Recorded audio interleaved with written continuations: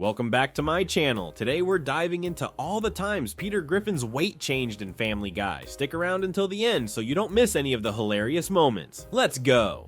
Peter Gets Liposuction, Season 2, Episode 17. Attention world leaders. I have 137 nuclear warheads trained on every capital city around the globe. The world is now under my control. But oh no, I'm naked.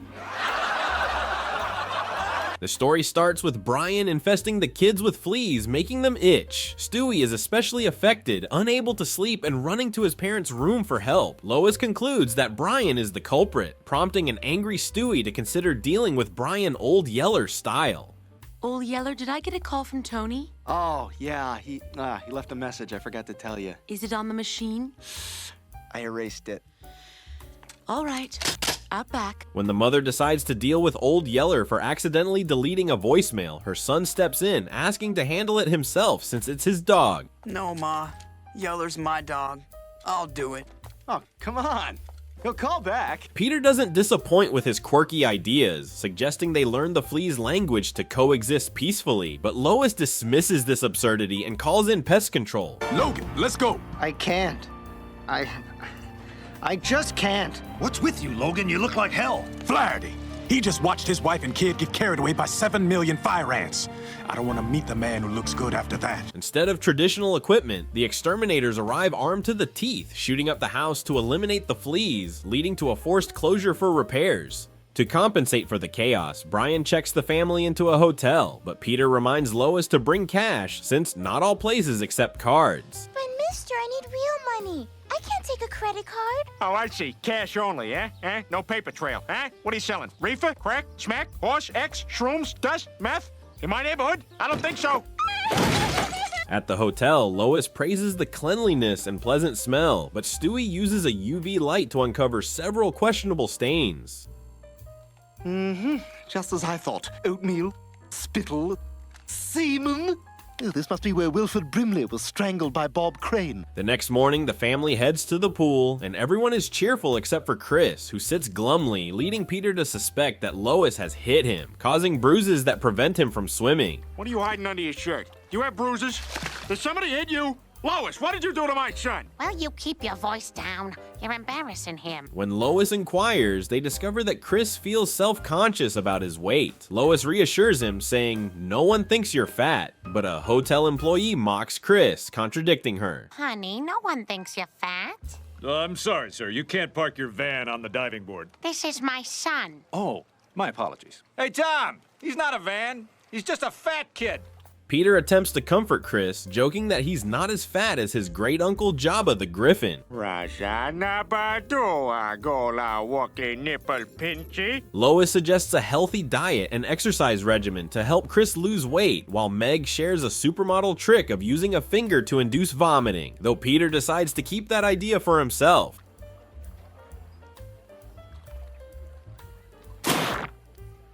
Peter, you okay? Chris begins his weight loss plan with a vegetable-rich diet and intense fat-burning exercises devised by Peter. Come on. You can do it. Feel the burn, Chris. Feel the burn. When Chris refuses to jog, Peter cleverly dangles a Twinkie in front of him to motivate him. Hey, a Twinkie! I'm gonna get you! Eventually, Peter takes Chris to swim in a creek, where Chris attempts to leap like a salmon, but ends up getting caught by a bear. Attaboy. All the way upstream, buddy.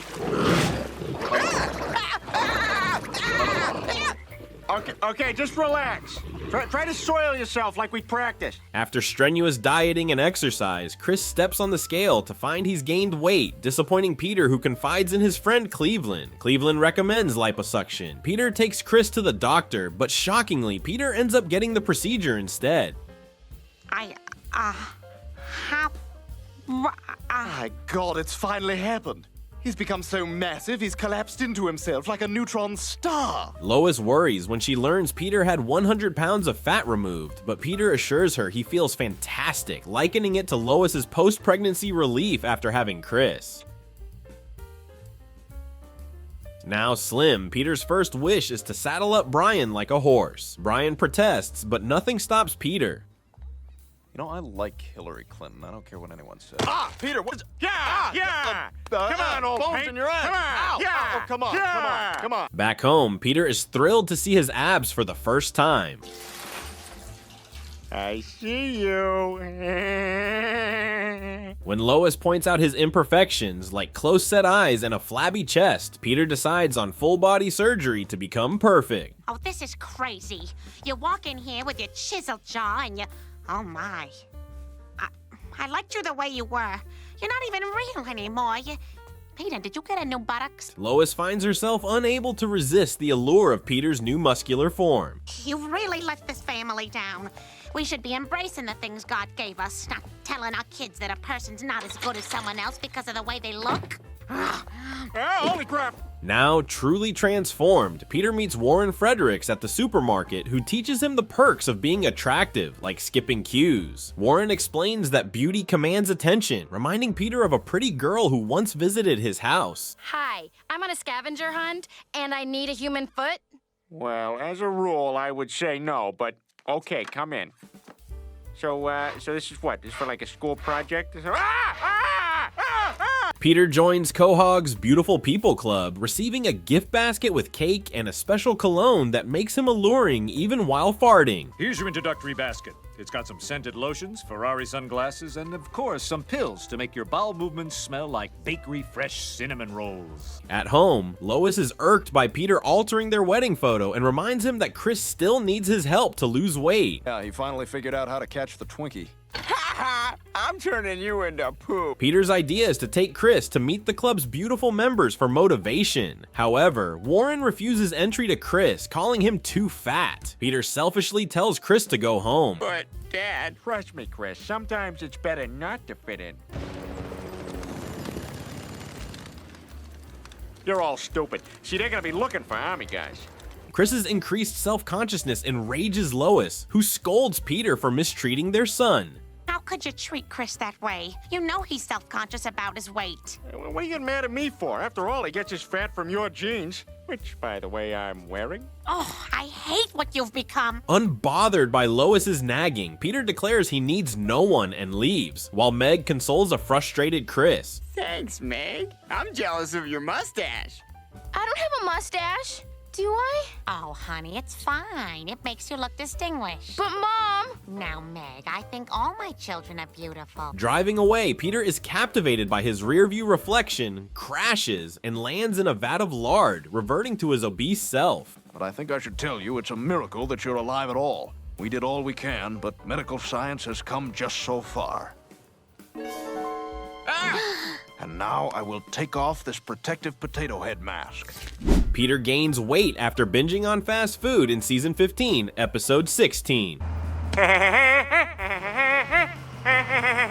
One beautiful morning, the Griffin family watches a Netflix commercial together. And if you love the golden year of movies, 2003, then we might have some of what you're looking for. Netflix streaming. Buffer for 20 minutes, then watch 35 minutes of a movie with Jason Statham. Lois returns home with a free DVD from a PBS fundraiser, a documentary about the food industry titled Food Kills. A man in the documentary warns against consuming too much processed food as it can lead to obesity. At this rate, this is what the future will look like. Those are flying cars, but the people in them are too fat. Oh no, I left my baby in there! After watching the DVD, Lois decides the family will eat healthy to be fitter and look better. Peter protests, arguing that looking good doesn't always solve problems, just like plastic surgery didn't help Droopy the dog. Contrary to my appearance, I'm still not happy. Please study my brain so that others don't suffer as I have.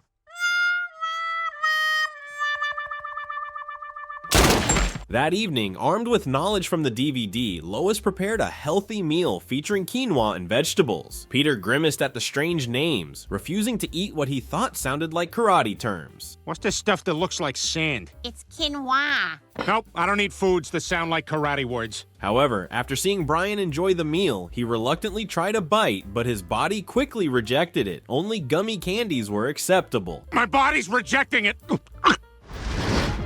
Name? Quinoa. Sorry, sir, what for? Come on in, gummy bears. Oh, you are looking fine tonight. Later that night, hunger drove Peter to the kitchen, only to find Chris had beaten him to it. There's nothing. Thank you, son. Forced to seek something tasty, Peter drove to a nearby convenience store to gather ingredients for his ultimate sandwich. Peanut butter cup Dorito sausage car panini. And let's crack a Cadbury egg over the whole thing. Just gonna use my spare glove compartment underwear as a napkin. I can't believe Randy Quaid gets to eat like this every day. The mouth-watering aroma of his creation attracted Cleveland, who was tired of Donna's healthy cooking. Soon, 2 other men approached, eager to buy sandwiches for $10 each. If I sell 2 sandwiches for $10 each, that equals...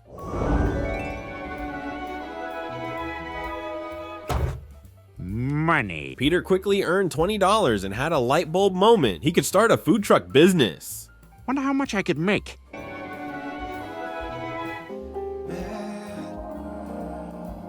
Whoops, I stopped thinking about math and started thinking about baby man Billy Corgan being sad at Disneyland.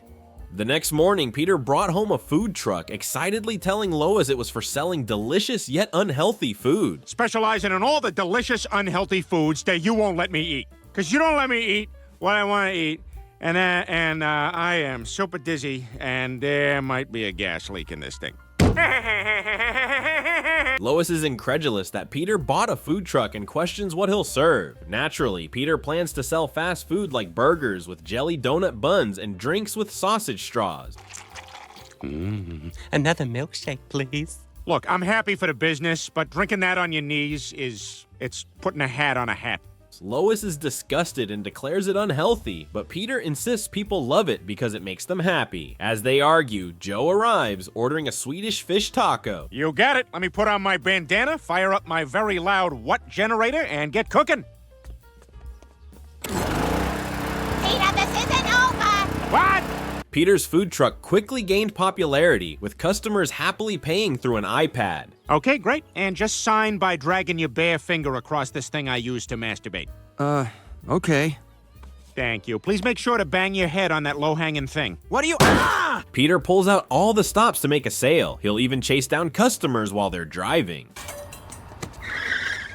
You had the soup, right? No, cheeseburger? That's right. You had a Cobb salad, right? What are you doing back there? This is also a meth lab. That evening, Lois prepares another healthy dinner, but the family, now addicted to Peter's fast food, rejects her veggie dishes. All right, I got a bowl of cereal that's M&M's and Dr. Pepper. Over here. Chris, put that down. You kids get in the house and eat the healthy dinner I prepared. And Frustrated, Lois demands Peter shut down his food truck and join the family for a healthy meal, but Peter refuses. Furious, Lois tells Peter to stay in his precious truck if he loves it so much. Maybe I'll just live here. I can imagine it now. Whoops. I stopped thinking about the truck and started thinking about Amazon woman Brigitte Nielsen drunk in a Burbank park. The next morning, Peter greets his friends from the truck, shocking them. Quagmire thinks living in the truck is awful, but Peter prefers it to Lois's nagging, feeling happier than a pumpkin on Halloween. Dad, are they coming to take us away too? No, son, we're fine. How about on Thanksgiving? You know what? Just enjoy the month. After days of fast food, Peter gains weight uncontrollably. Quagmire excitedly informs Peter that Bing's map car is about to pass by, and they had planned to wave from the front yard to appear on the street view. However, Peter is now too fat to squeeze out of the truck. Oh my God, Bing! Bing! Over here, Bing! They can't see you, Peter. You're facing away from the street. Stop talking, Quagmire. Just smile. As Bing's car passes, Peter regrets missing his chance, hoping he won't end up stuck like Winnie the Pooh. Oh, Rabbit, perhaps you should push with your shoulder and not your fist. Don't worry about it. With no other option, Lois calls rescue services. They tear off the truck's roof and hoist Peter out with a crane, with Trisha interviewing him. Nobody look! This is a private, gross matter. Mr. Griffin, is this performance art or some sort of political statement? Well, I'm kind of ticked about condoms and porn, but this is unrelated. Peter apologizes and feels embarrassed, but Lois reassures him she only wants him to eat healthily so they can stay together longer. As firefighters hose him down, Bing's map car passes again, capturing Peter. Ma'am, please step back. We have to wash him with a hose. Guys, look, the Bing car is back. No, I'm not ready. I'm not ready. In Season 3, Episode 10, Peter becomes overweight due to unemployment. After losing his job, he transforms into a lazy, gluttonous man who only eats and drinks, neglecting everyone around him. This frustrates Lois, who urges him to do something productive. Brian, let's go for a walk.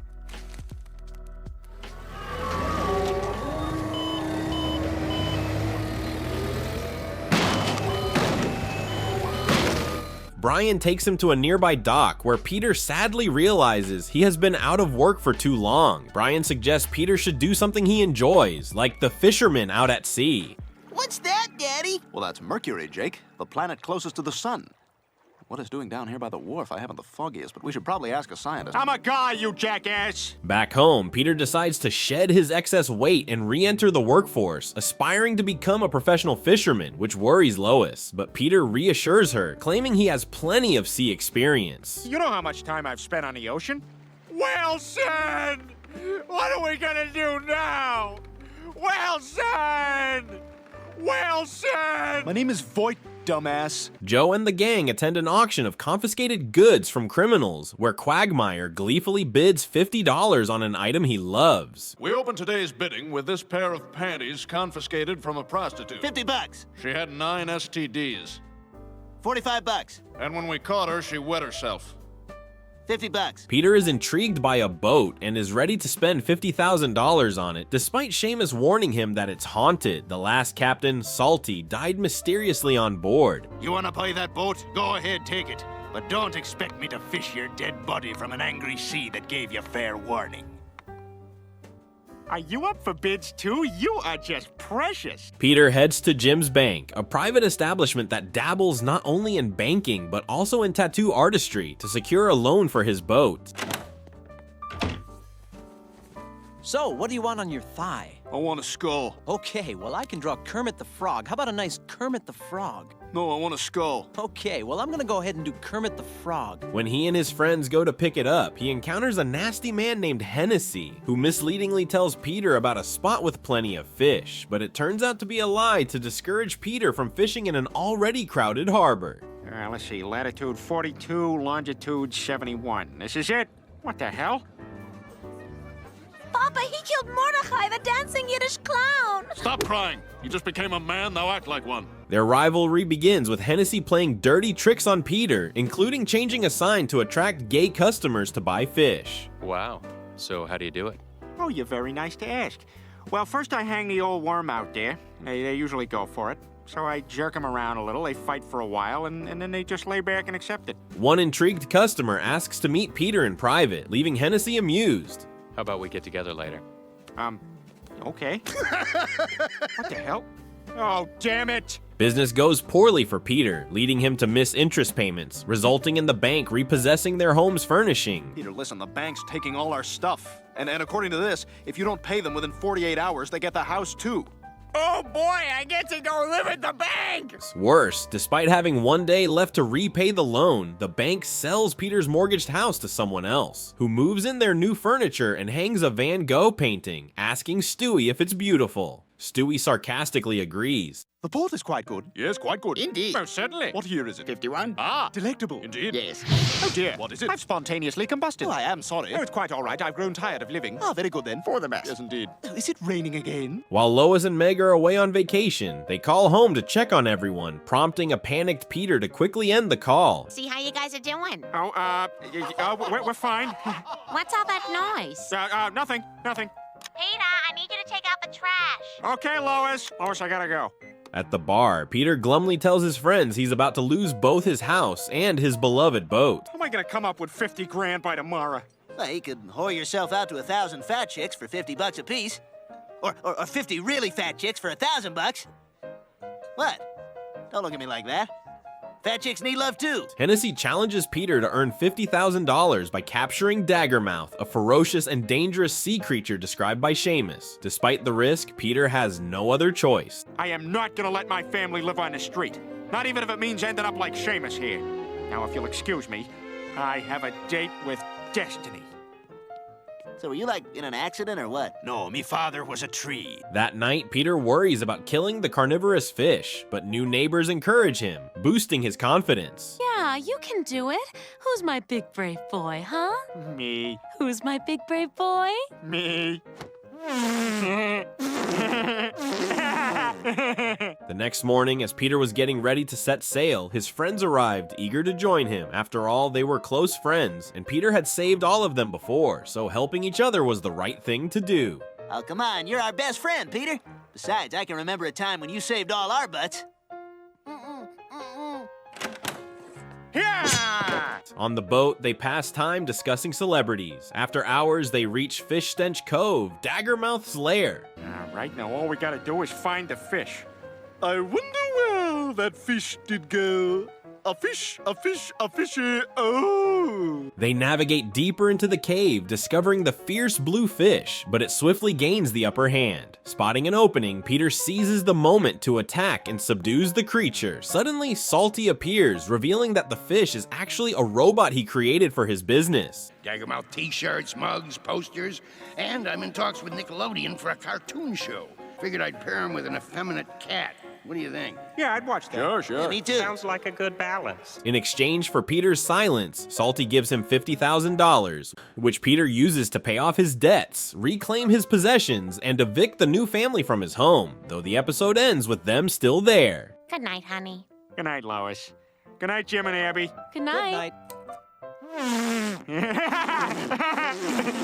Not now, Abby. Peter gains weight after consuming large amounts of dry food in Season 2, Episode 3. And that concludes our special half-hour salute to the past 1,000 years. We leave you this New Year's Eve with a look back at some of those we've lost this millennium. The Griffin family is watching TV when Meg excitedly announces that Kevin has invited her to Quagmire's Millennium Party. Yeah, there's nothing like a party at someone else's house. You never have to worry about cleaning up the mess. Hey! Hey! Hey! Later, Peter heads to the grocery store and encounters a man in a chicken costume offering him a coupon. Peter refuses, recalling how a giant chicken once tricked him with an expired coupon, leading to an epic fight.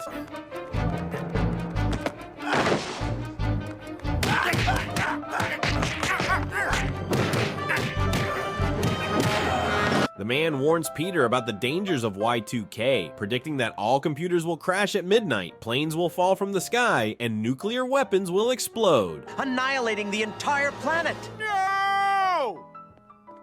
Silly rabbit, tricks are for kids.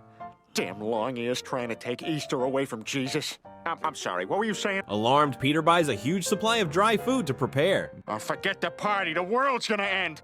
Y2K. I heard it from a chicken man. Oh, Peter, you are the height of just too muchery. Inside the house, the Griffin family is ready for tonight's New Year's Eve celebration, especially Stewie, who is dressed in a cute little outfit. Oh, Stewie, you're adorable. Yes, I rather like the sash, but do the Huggies make my ass look big? Lois grows irritated, wondering where Peter is, telling Brian that Peter always takes forever to pick an outfit. Peter, we're gonna be late for my cousin's wedding. Aren't you dressed yet? Oh, crap. Well, one of us is gonna have to change. Unzip me. Perhaps Peter is busy getting ready for the impending disaster, and indeed, he surprises everyone by showing up in a full astronaut suit. Peter, you've been down there all day. I hope you're all ready. Ah! Oh my God! The government is here! Run, E.T., run! Although everyone doubts Peter's doomsday prophecy, they humor him by descending into the basement and wearing protective gear. Oh dear me, yes, this is how I wanted to enter the new millennium.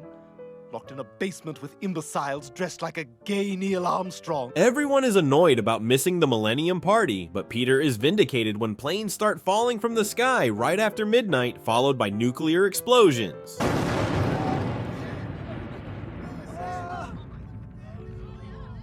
Oh, what the hell? Come here, Hillary. What'd I miss? Luckily, the Griffin family survives, but Cleveland and Quagmire aren't as fortunate, having been exposed to radiation and fused together. That's Quagland. Quagland? Oh, you must be dreaming. Not about kicking your fat ass. They visit the Griffins in search of food, but the Griffins have already eaten everything. Lois sighs, remembering how Peter had always wasted food. Here, Tom Selleck. Come on, down the hatch. Come on. Hey! None for you, Higgins. Trying to steal Tom Selleck's food. No! You've had yours. Lois is grateful that Peter had stockpiled a year's worth of dry food, but somehow Peter's eaten it all in one go, expanding into a giant after drinking water. Peter, what are you doing? You just ate a year's worth of food. What a waste of money. I'm still hungry. Everyone leave. I have to poop. Now! Peter and Brian scour the area for food, but come up empty. Peter decides to take his family to another land in search of supplies, convinced there will be food at a Twinkie factory in Natick, having heard stories about it on TV. It was difficult for Twink to play with other children. He was different. He was definitely, he had no bones, and he couldn't really play any sports. One show featured a boy without bones, and the family gifted him a rope to play Wonder Woman. He spent hours in the backyard playing Wonder Woman. He's gonna kill me. After a long journey, their car runs out of fuel, forcing them to walk. Fortune smiles on them when they find the Twinkie factory filled with dry food. Determined, Peter decides to build a new town, better than Quahog, at the site. They quickly establish a new town, but baby Stewie gets radiation poisoning, transforming into a half-human, half-octopus creature. My big handsome boy. The devil are you talking about, handsome? I'm repugnant. I'm a radio-bloody-active freak. Peter assumes the role of mayor and enforces bizarre laws that frustrate the townsfolk, like forcing a qualified doctor to draw lots for a different job. Now pick a job out of the hat. Oh, village idiot, that's a good one. On Tuesdays, you get to wave your penis at traffic. Congratulations. He applies this job lottery to everyone, including the elderly and even animals. Go! You see, Doc, my back tooth is killing me. Peter and his friends brainstorm ways to develop the town, suggesting building schools, hospitals, or even a movie theater as Brian desires. But when I saw the movie, it looked like Audrey Hepburn not only didn't have breakfast at Tiffany's, she hadn't eaten anything in a year. Woo! I'm such a bitch. However, Peter believes they need guns to maintain order, which worries Cleveland, who argues that guns only lead to trouble. Peter dismisses his concerns, confident they can handle any issues as they arise. Besides, without guns, how would our forefathers have settled their differences? 8, 9, 10, and turn. Meanwhile, Octopus Stewie notices he has gained weight and starts laying numerous eggs. Peter repurposes all the irrigation pipes to create a gun, angering the townsfolk who protest against him. Nevertheless, Peter insists he is the lord of this land for discovering the Twinkie factory after the world collapsed. I'm the one who knew the world was gonna end. I'm the one who found the Twinkie factory and started this town. And I'm the one who gave elocution lessons to Rosie Perez. That's nothing to be proud of.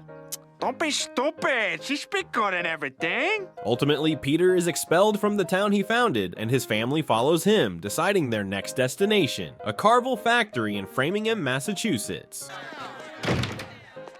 Jeez, I haven't been thrown out of any place since I was a counselor at the bulimia clinic. Ah, man, did anybody else throw up after eating that fish last night? Meanwhile, Stewie's eggs hatch and begin wreaking havoc on the citizens of New Quahog.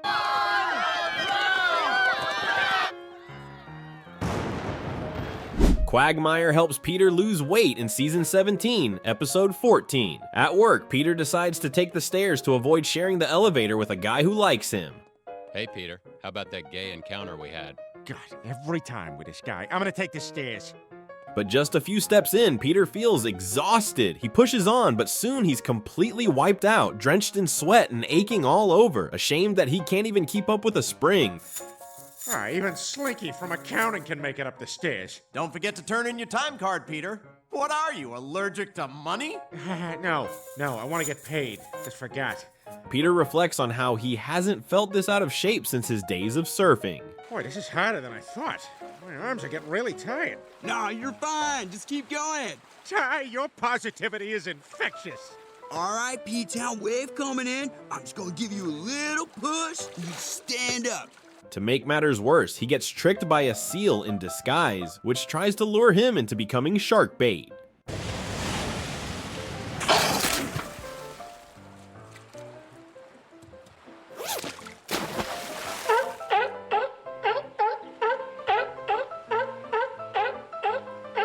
Stuck on the stairs all day, Peter decides to make an emergency call like James Franco in 127 hours. UCLA admissions office. Yes, I'd like to enroll in a couple of classes so I can have sex with girls not old enough to get into bars. Feeling desperate, he is relieved when Joe arrives, but Joe also tires out after climbing the stairs. I can't do it. Here, you're just gonna have to kill me. In a moment of madness, Peter hatches a crazy plan. He pulls the fire alarm, hoping the water will make the stairs slippery enough for them to slide down. Oh God. Delete. History. No! The result? The whole company gets flooded, causing millions in damage, and the manager blames Peter for not being able to climb stairs, making Peter feel more ashamed than when he forgot the silent part in George Michael's Faith. I've started using these pills called Stiff for Hours from the gas station. 'Cause I gotta have faith. At the clam, Peter laments to his friends about being too heavy to climb the stairs and desperately seeks their support. Quagmire agrees to help, but insists on following his Quagsberry rules, meaning Peter must obey him regardless of gender. Without hesitation, Peter agrees and sends a letter to Lois. I've taken Quagmire's place as a Union soldier in the Civil War. Shortly after I arrived, they amputated my leg. I dared them to, and it was a big mistake. The other guy in my tent is a wet dead guy. At Quagmire's house, the first step involves a scanner to ensure Peter isn't hiding food in his clothes. Taste of the rainbow. Peter, are you hiding Skittles in your pants? Shockingly, Peter has hidden lots of candy, taking a while to unload. Is that all of them? Just give me a second. When I turned about 40, it started breaking up into two. Weekend plans? Please don't talk to me. I need to focus. Quagmire takes Peter to a gym and introduces him to Jace, the gym owner, who will optimize Peter's diet. Tell me, what's your favorite kind of food? Pizza. Oh, man. What? You can't eat pizza. Why not? Jace dismisses pizza as unhealthy, but when Peter asks why, Jace's vague answer convinces Peter that he's an idiot. Oh, Peter, you're home from CrossFit. Here, have some pizza. You know what? Isn't that? It's like, it's very bad. What? Wow. After ineffective gym sessions, Quagmire moves their training outdoors, but Peter can't resist fast food restaurants. Eating while exercising gives Peter a stomachache, leading to humorous scenes in a public restroom. Okay, Peter, whatever you do, don't look down the hole. Oh, God, I looked down the hole! Oh, I got a sense of what's down there. Peter pretends not to notice the foul smell, but fails, even dipping his palms in the water. Okay, whatever you do not dip your cupped hand in the water. Oh, God, I'm doing it! Oh, God, what is wrong with me? The chemicals in the water are not breaking down the integrity of these movements. When the workout ends, Peter confesses to Quagmire that he was faking it in the public restroom to avoid exercising. Thanks. I was just in there checking my phone. My phone! Okay, Peter, whatever you do not open your eyes underwater. Back at Quagmire's, Peter's weight increases, prompting Quagmire to lock him in a secret basement without food. I'm not gonna have sex with you. Here, Peter is startled by Rancor, a Star Wars monster. Rancor? What are you doing here? I'm trying to diet too. Eating too many pig guys? I thought it was the pig guys, but you know what? It was the bread. Initially desperate, Peter pleads with his friends to release him, but they refuse, sticking to the plan. You told us you would do anything to lose weight. I lied! I just want to be free! Like a recently divorced man with no kids! This is nice. This is better. Quagmire implements a bizarre diet, having Peter eat whatever's in their turned-out pockets. Days later, Peter emerges with a slimmer body but sagging skin, resembling Jonah Hill to a passerby. What do you guys think? I don't believe it. I'm speechless. Hey, look, it's Jonah Hill sometimes. Returning to work at the brewery, Peter's new look impresses the managers, especially Sheila, who hints she wants to sleep with him. Because I will do this, 100%. My wife's in too. I'll call her, we'll do a whole thing. Hey, Lois, I got a 2-top. Okay. She's out, but I'm still in.